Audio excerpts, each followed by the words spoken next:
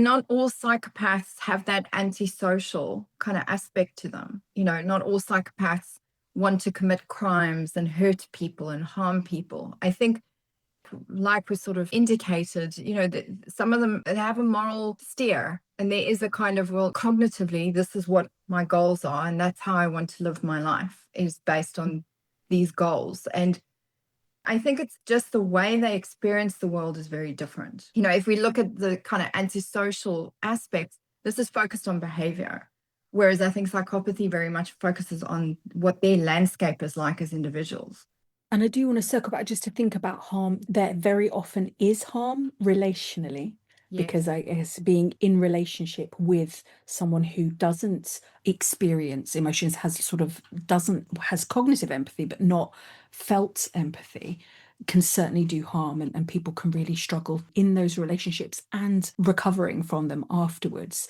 But I think the bit where we're talking about harm in terms of violence, in terms of crime, that is much lower and reduces, as people get older, because people learn what behavior gets punished, what doesn't, and learn how to kind of live life in a way that moves them closer towards the outcomes that are preferred, and further away from the outcomes that aren't. It's what, interestingly, the sense of that cognitive empathy is very much thinking about why, in the eyes of the law, people who are psychopaths are held accountable for their actions, because they understand what they're doing is wrong in the case of crime being committed.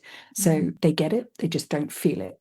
I've not encountered many psychopaths in my work, but I have had one in particular that I can really think of. But he was just amazing at masking, incredible. And I could see that he had clocked. And I think when we think the capable of change, what is interesting is he was very interested in the methods and the behaviors that he needed to display. And I think from a change perspective, because the masking is such an interesting aspect of psychopathy, they can learn these behaviors. They can learn these kind of things that make them appear empathetic, make them appear caring about an emotion or caring about a need getting met. Or there's something troubling here. Here's a cup of tea and here's a hug. And they can kind of go through those motions. But I think if you're a very emotionally sensitive person and you can feel someone isn't feeling this while they're doing it, that's what makes it really, really tricky.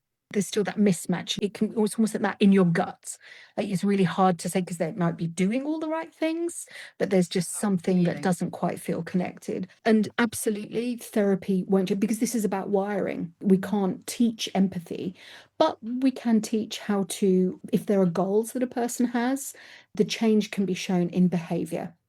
So it's not the internal experience that shifts, but the external experience. And that's not purely for someone to know how to mask in order to manipulate. It might be that's how they want their life to function. It's how they want other people in their life maybe to feel a certain way. So it's not necessarily for ill gain.